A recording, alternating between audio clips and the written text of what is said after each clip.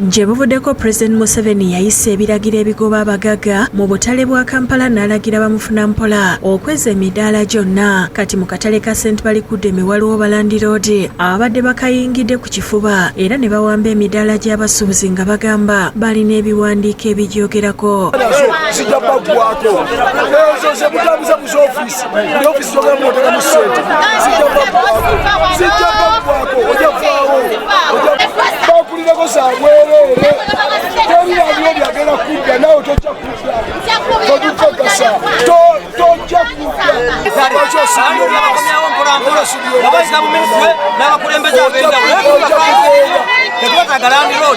Omu ku bano ye Naroga Alice ng'abadde awambye omudaala gwa Nakato Bridget n'emirala ena nga y'omu ku bafulumiziddwa nga nabugisi mufungise. Kyokka abasuubuzi bwe bamusazeeko mu bukambwe asoose kutegeeza nti Nakato muwala we, kyokka Nakato n'amwegaana nga n'abasuubuzi bakalambidde ne bamulagira afulume akatale.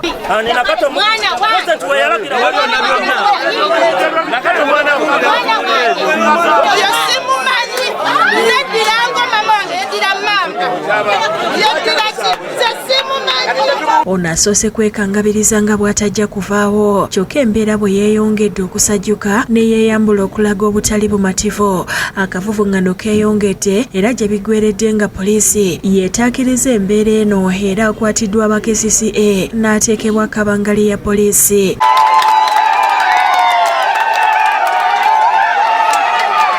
N'abalala bana balabiddwako nga batwalibwa era abasuubuzi basigadde bacaccanca mu woofiisi yaabwe.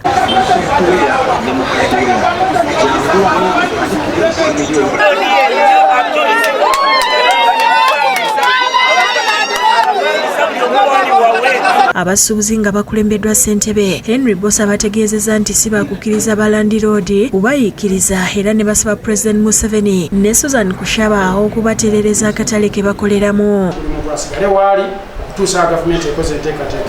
N'olw'ensonga eyo nanze chairman ndi musanyufu nnyo n'ebitongole by'ebyokwerinda bitusobodde okwasagaliza awamu okulaba tekekyerekezo ky'omukulembeze w'eggwanga mu nkola. David Sekayombya yakusakidde eggulire lino ku Lwabukedde TV.